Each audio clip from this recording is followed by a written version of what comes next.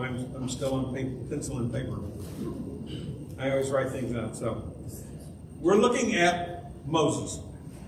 Now I've got two but gods. First, to look at it from the fact being, as we say, when something happened and then say, but God did such and such. Well, I'm looking at it also, the fact being, of what happens from the other side of the point of view. And that is, how many of you have siblings that are younger? I do. How many times when you were about, 6, 7 years old, usually about 7, 8 years old, okay, and all of a sudden you were saying, can I go to my friend's house and play? Yes, but you got to take your little brother or sister. But Mom!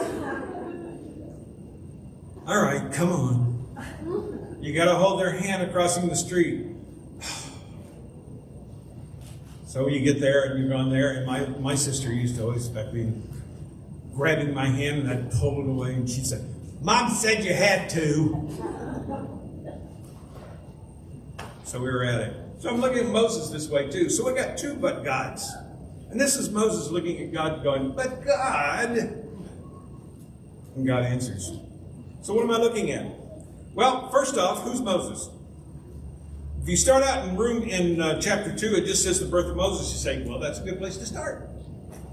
So you look at it and it talks about how he was, people married. The fact being had a child, it was a male child, so they hid him for 3 months, and then all of a sudden they put him in a basket and put him in the river. Well, if you start there, you lose the fact being of going, why didn't a mother put their child in a river? Because you don't know. Well, if you look just above it in chapter 1, you'll notice it says, then Pharaoh commanded all his people, saying, every son who is born you are to cast into the Nile, and every daughter you are to keep alive. Well, what happened was that the midwives refused to kill the children. So they made up an excuse and said, well, they're such vigorous people that they just have the child before we get there, so we don't know that they're born. Why were they worried about that? Well, because the Israelites were growing in number, and they were worried about if they ever get together, they're going to overrun us. Now, is there anybody in here that teaches school? Nobody? I'll tell you what, I taught school for a short time, and we were my gym teacher, the gym teacher there and I got together, and we were the monitors for the 5th grade class. We used to joke about it because there was 100 of them in there, and we said if they ever got organized, we'd be in big trouble. But it was one of those things that was what was happening. The Egyptians got worried because they figured they're going to overrun us if we don't take care of this population. So that was how Moses ended up in there. And Moses lived to be 120. He spent 40 years with the Egyptians. He spent 40 years herding sheep. And then he spent 40 years herding Israelites. So it was one of those things that he had a 3-tiered life. What we're looking at was when God talked to him. The 5 excuses of Moses is the title. Moses was a great leader, a great man of God. But his was a long journey that began even before the pivotal encounter with God at the burning bush when he was 80 years old. How many of you would like to die being going, you're just getting ready to retire, and God says, I got something for you to do. You're going, what? When I think of Moses, the first image that comes to mind is magnificent. I see the great patriarch holding up his hands at the Red Sea, is subdued into 2 walls of water flanking and a dry path to freedom. I can also feel the freshwater droplets in the air as you walk through, and you hear the sound of the furious hooves on the ground in the distance behind you. That encounter changed his life and lives of generations to follow. Moses answered God's call from the burning bush with these words, "Here I am." But whether out of apprehension or humility, he quickly added 5 excuses for not immediately doing what God asked. Here's the first excuse. But God, I'm not good enough. In Exodus 3:11, it says, who am I that I should go to Pharaoh and that I should bring the children of Israel out of Egypt? Somebody read 3:12. That's God's answer. So he said, I will certainly be with you, and this shall be a sign to you that I have sent you. When you have brought the people out of Egypt, you shall serve God on this mountain. All right, so God took care of that worry. Moses was content with his shepherd life in Midian. So content that most of the days he did not remember the sin that drove him into the wilderness. And if you look at Exodus, somebody read Exodus 2:12 through 14. Let's find out why he went to Midian, why he went into the wilderness. Exodus 2:12 through 14. So he looked this way and that way, and when he saw no one, he killed the Egyptian and hid him in the sand. And when he went out the second day, behold, 2 Hebrew men were fighting. And he said to the one who did the wrong, why are you striking your companion? Then he said, who made you a prince and a judge over us? Do you intend to kill me as you killed the Egyptian? Now we know why. And that's how he got to Midian. He knew that somebody had found out and more people knew than he thought. When God called him to go back to Egypt, how could he forget? I imagine that the intimacy of that encounter at the burning bush, every sin felt fresh as it flashed through his mind. God so often chooses the most unlikely candidates to fulfill his work and mission. Jonah, Gideon, Peter, you and me. He sees past the man or woman standing before him and sees eternity. He sees our potential for good and how our broken vessels can fulfill his ultimate purpose for our or someone else's life. God didn't accept Moses' first excuse because it is the same excuse anyone can give. The second excuse. But God, I don't have all the answers. Exodus 3:13. Then Moses said to God, indeed, when I come to the children of Israel and say to them, the God of your fathers has sent me to you, and they say to me, what is his name? What shall I say to them? Well, somebody read Exodus 3:13. Now, what did God say? And that was Exodus 3:13. Now read 14 through 22. God replied to Moses, I am who I am. Say this to the people of Israel, I am has sent me to you. God also said to Moses, say this to the people of Israel, Yahweh, the God of your ancestors, the God of Abraham, the God of Isaac, and the God of Jacob, has sent me to you. This is my eternal name, my name to remember for all generations. Is it through 22? Yes. Okay. Now go and call together all the elders of Israel. Tell them, Yahweh, the God of your ancestors, the God of Abraham, Isaac, and Jacob, has appeared to me. He told me, I have been watching closely, and I see how the Egyptians are treating you. I have promised to rescue you from your oppression in Egypt. I will lead you to a land flowing with milk and honey, the land where the Canaanites, Hittites, Amorites, Perizzites, Hivites, and Jebusites now live. The elders of Israel will accept your message.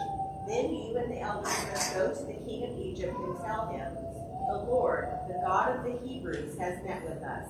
So please, let us take a 3-day journey into the wilderness to offer sacrifices to the Lord our God.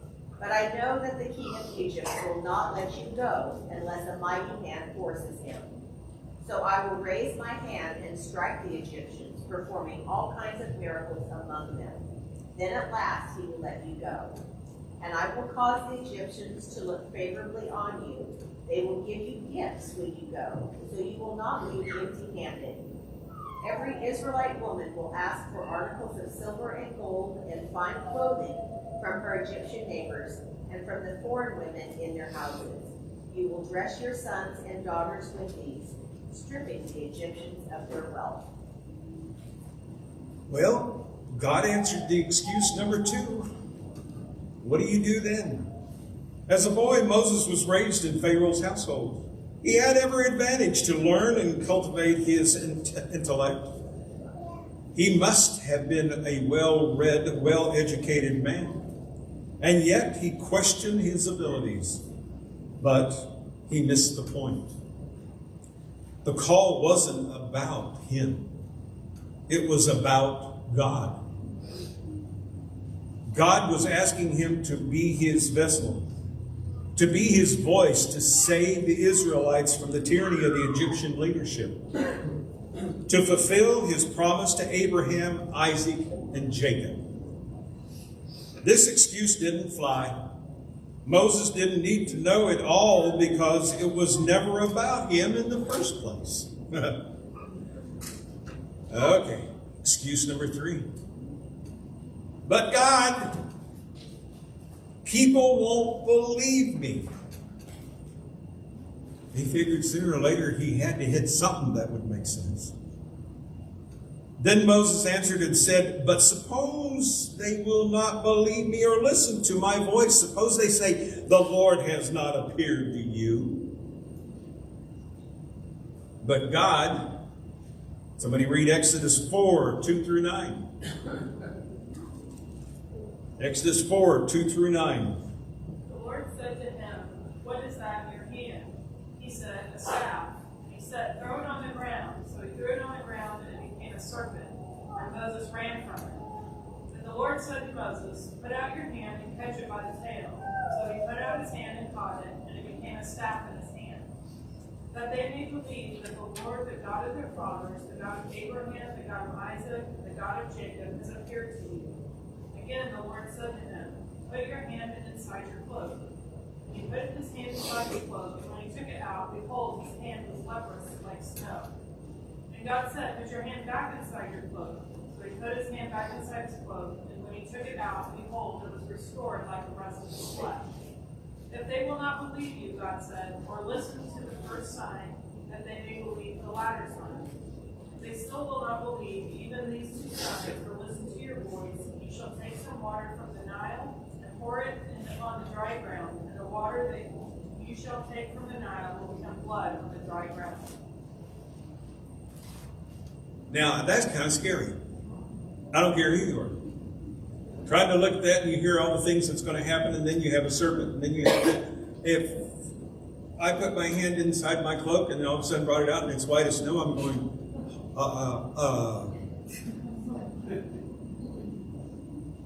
can we go back?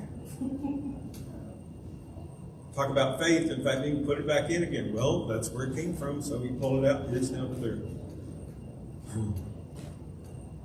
This excuse is a natural human instinct. Being vulnerable is scary, especially to a potentially hostile group. Do you think he was speaking to a hostile group with Pharaoh? I think so. Yeah. God didn't let Moses hide behind this natural human fear. He gave him 2 miraculous tools to give him confidence he needed. A rod that could turn into a serpent, and the ability to turn his hand leprous, and then made the hole and make it whole again by simply placing it inside his cloak. God did not dismiss this excuse. He equipped Moses to overcome it. Excuse number 4. But God, I am a terrible public speaker. Then Moses said to the Lord, "O my Lord, I am not eloquent, neither before nor since you have spoken to your servant, but I am slow to speech and slow of tongue." But God answered this, Exodus 4:12. Someone got that? Now therefore go, and I will be with your mouth and teach you what you should say. Moses not having any luck here. He keeps trying. But God keeps what? Answering the call. I'm going to call Moses' bluff on this one. We have plenty of biblical evidence of his great orientations. Perhaps Moses was being exceedingly humble, or perhaps God truly used flawed vessels. I believe both are true. God doesn't call the flawless to do his work. He takes the humble and works his flawless plan through our cracked and broken vessels. This excuse was his best sales pitch for the job. And finally, we look at excuse number 5. But God, I'm not qualified. But he said, "Oh Lord, please send by the hand of whomever else you may send."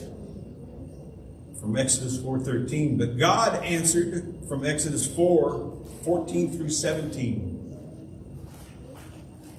Somebody read that? So the anger of the Lord was kindled against Moses, and he said, "Is not Aaron the Levite your brother? I know that he can speak well, and look, he is also coming out to meet you. When he sees you, he will be glad in his heart. Now you shall speak to him and put the words in his mouth. And I will be with your mouth and with his mouth, and I will teach you what you shall do. So he shall be your spokesman to the people, and he himself shall be as a mouth for you, and you shall be to him as God.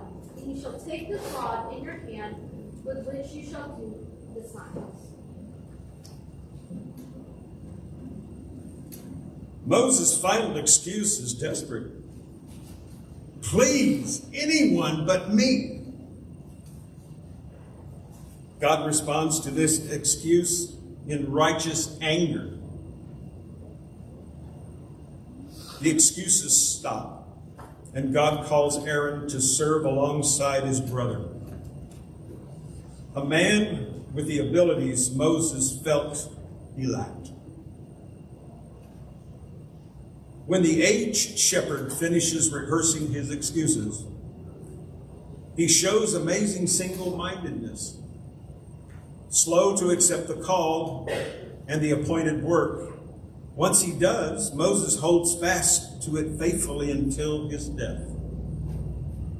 The Moses of Exodus chapters 3 and 4 is the same man that shows remarkable courage, obedience, and strength of character a few chapters later.